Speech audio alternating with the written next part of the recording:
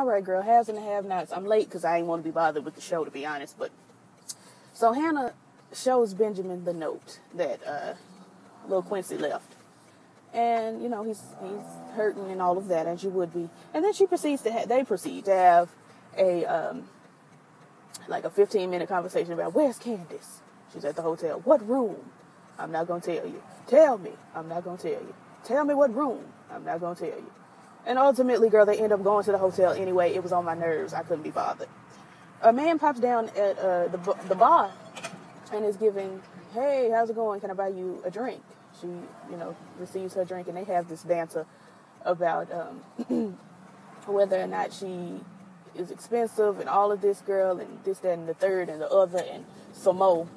And it all boils down to, I cost a lot of money, come to this particular room in an hour, come in on your knees, blah, blah, blah.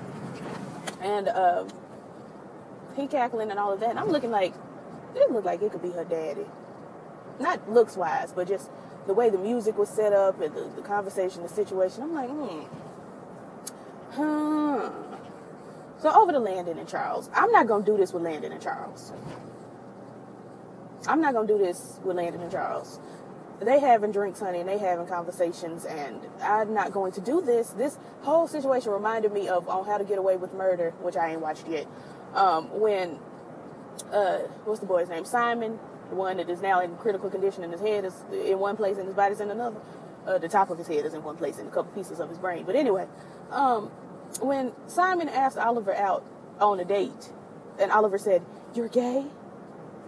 Like this boy ain't been rolling his neck and snapping his finger in the Z formation the whole time. Now over here on the haves and the have-nots, you see Landon, and he's clearly flirting with Charles. Clearly. And Charles is giving, I don't want you to be sleeping with all these women on the thing. And Landon is giving, honey, niece, you do not have to worry about, there's a woman in the house coat. Why are you driving so slow, girl? I'm not finna do this with you. So much going on out here. But, where was I? Landon is giving, you don't have to worry about me sleeping with these women on this tour, honey. You certainly do not. And I just don't have time for it. So, Landon, we all know Landon is kind of on the creep squad. They have this long conversation, honey, about the military and carrying on and blah, blah, blah. I didn't care. And Charles, Lord, it just popped up out of nowhere. Anyway, Charles then took off his shirt and is going to take a nap. And you see Landon ogling at the man. He didn't have nothing for me to ogle at, honestly. It wasn't a lot going on. He was just a light-skinned man with an average fit body.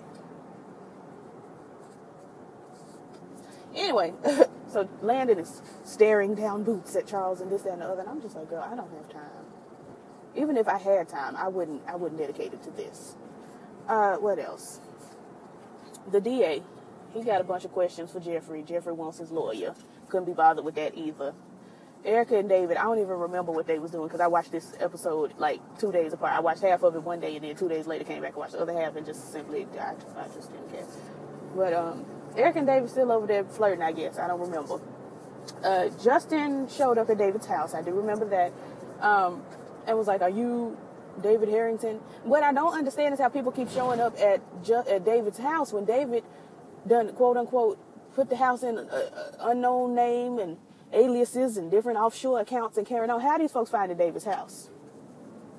Because Jim went over there and Justin went over there, which leads me to believe that Veronica, if she wanted to, could pop up and probably will. How are these folks finding your secluded home, David? How? And why you ain't got no furniture?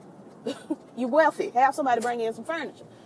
But, girl, if you turn in, I can turn in and I won't be in the streets. That's just simply how that works. Girl, it is jumping over here. What time is it? It's already time for me to be at work. I'm just hungry. That's just simply the fact of the matter. Now back to this.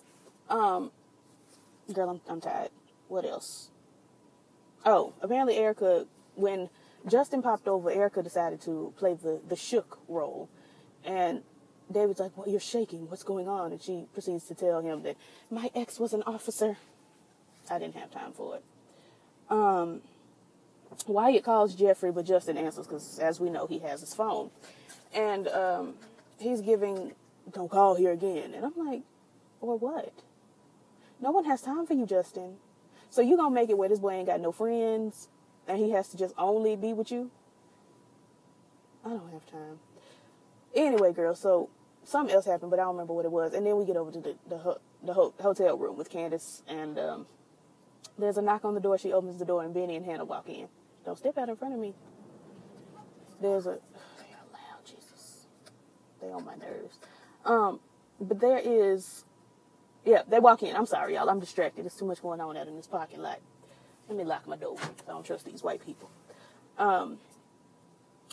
They walk in, and immediately Hannah gives Candace the note from her son and says, read it. She reads it. Candace starts crying lightly, wiping her tears, but not crying. Like, she was just wiping her eyes, but she wasn't crying. But we was trying to make it look like she felt something, so okay. He is cute. The beard is a little too, look like it's drawn on, but under there, he was cute. Girl, because I don't care about this. I can't wait till next episode, though. So anyway, they having this conversation. You let my son die, and why he ain't have no, why you ain't get shot or whatever.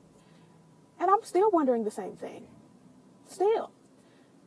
And there's another knock on the door, and Benny is saying, I know you ain't got no John coming in here right now while we in here. Like she knew y'all was coming. You act like you scheduled the appointment to be there with her at this certain time, and how dare she have business go on while you're there. You did not let her know you was coming. So yes, she does have work to do. So she opens the door, and I immediately was looking at Hannah's face.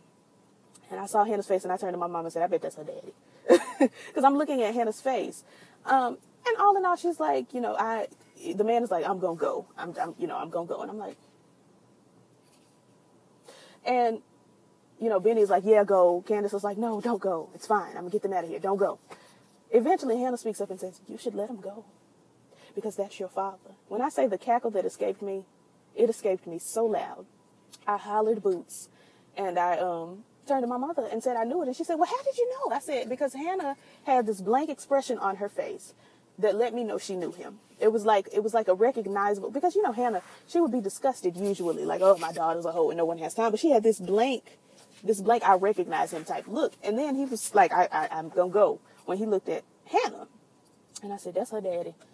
And yeah, so that's where we left off. I can't wait till next week. I feel like it's going to be interesting, but this episode did not bless me like that. Oh, Melissa. I forgot to talk about Melissa. So Melissa, she don't care about nothing. She went in and spoke to Veronica. And she still don't care about nothing. And Veronica made mention of her being set up or something. I don't know. And I don't care. Like, comment, subscribe, all the things that YouTube is saying. I'll catch y'all in the next one. Peace.